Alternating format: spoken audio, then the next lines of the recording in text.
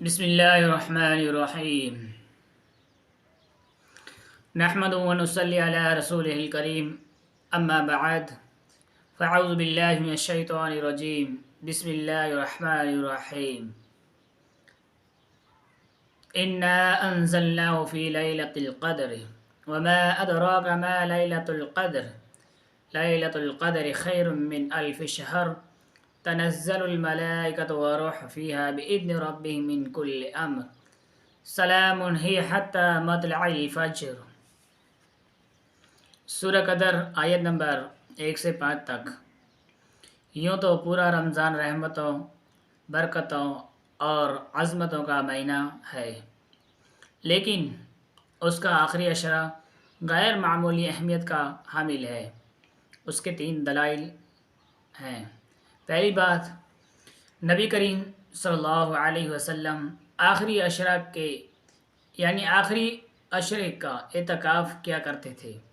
سیدہ عائشہ رضی اللہ عنہ فرماتی ہیں، نبی کریم صلی اللہ علیہ وسلم اپنی وفات تک برابر رمضان کے آخری عشرے میں اعتکاف کرتے رہے، اور آپ صلی اللہ علیہ وسلم کے بعد آپ صلی اللہ علیہ وسلم کی ازواج مطہرات اعتکاف کرتی رہی۔ دوسری بات، نبی کریم صلی اللہ علیہ وسلم آخری عشرے میں باقی دنوں سے زیادہ عبادت میں جد و جہد کیا کرتے تھے۔ سیدہ عائشہ رضی اللہ عنہ فرماتی ہیں، جب رمضان کا آخری عشرہ آتا تو نبی کریم صلی اللہ علیہ وسلم اپنا تحمد مضبوط باندھتے، یعنی اپنی کمر پوری طرح کس لیتے، اور راتوں میں آپ خود بھی جاگتے اور آپ گھر والوں کو بھی جگایا کرتے تھے۔ ام المومنین سیدہ عائشہ رضی اللہ عنہ سے مروی ایک حدیث میں ہے،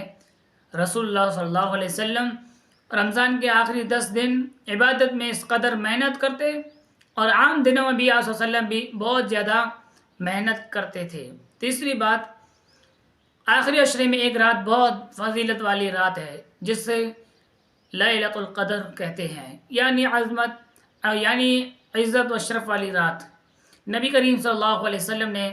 آخری عشرے میں اس رات کو تلاش کرنے کا حکم دیا ہے۔ سیدہ عائشہ رضی اللہ عنہ فرماتی ہیں کہ رسول اللہ صلی اللہ علیہ وسلم نے فرمایا، شب قدر کو رمضان کے آخری عشرہ کے طاق راتوں میں ڈھونڈو، یعنی ہم کو